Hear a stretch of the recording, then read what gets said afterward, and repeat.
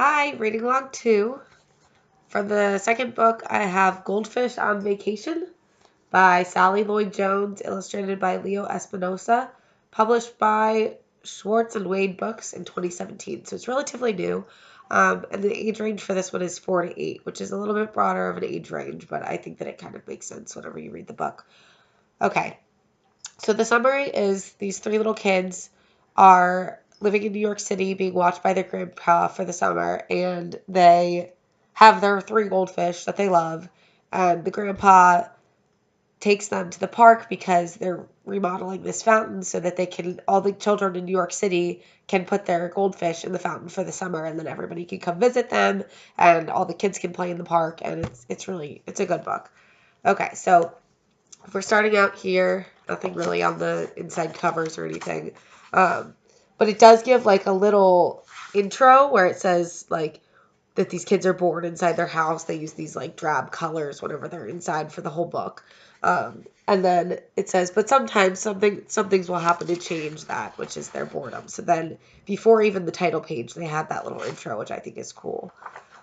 So as you can see, like inside, it's a pretty drab space. Let's see if I can get this picture to look a little better. No, I can't. Okay, so they have like they're pretty whimsical character drawings. They're cute. I mean, I know we're not supposed to use that word, but they're really cute. Like simple. The goldfish are funny looking, and they keep the text within like a white space for the most part. So that's kind of interesting. They don't really incorporate any like italicization or anything. Um, but they show the fountain at the beginning.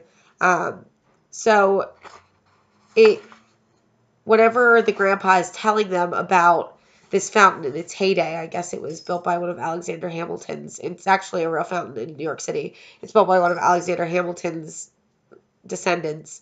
Uh, Whenever the grandpa tells the story, it goes to black and white, and as you can see, like the grandpa's telling them the story, and then it spans across the gutter, and it shows you like the old timey looking thing. So that's really cool, and they do it at the end of the book too, which is a really cool contrast because that's whenever all the kids are.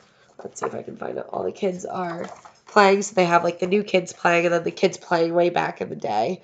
Um, so it's really I think it's a good way of doing it. But it is funny because the grown-ups, like the illustrations of the grown-ups are so much different, and like they're so much pointier and like rounder than the children are.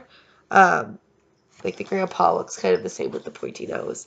But it's it's cool. This is my favorite page because of some of Molly Bang's stuff, like the diagonal. You follow the hose up here, and you definitely follow the words, but there's so much different stuff to look at as this guy's cleaning out the fountain, and it's just really fun and cool to look at.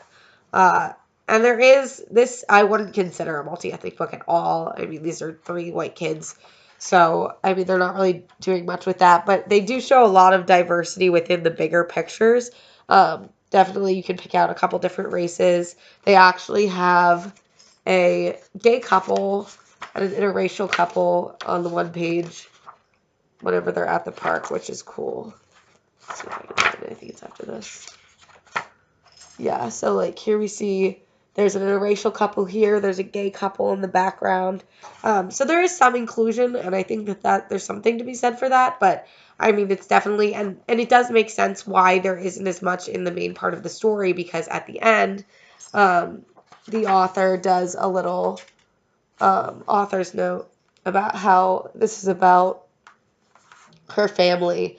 She's from London, but her family, her nieces and nephews, which are the three little kids, um, live in New York City. So she was kind of, I guess they opened it back up. It's a 76th Street fountain, the Hamilton Fountain.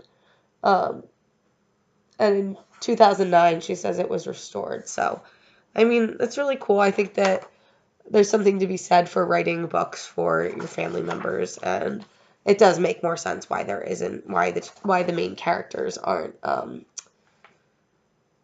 multiracial. But then they have pages like this. The illustrations, like I said, like vary a lot throughout the book. They have this it spreads through the whole gutter, and then the text in the middle. So there isn't a lot of inclusion of the text like within a picture, but I think it kind of keeps it separate and would let a child be able to focus on the pictures in general. So that's Goldfish on Vacation. Thanks for listening.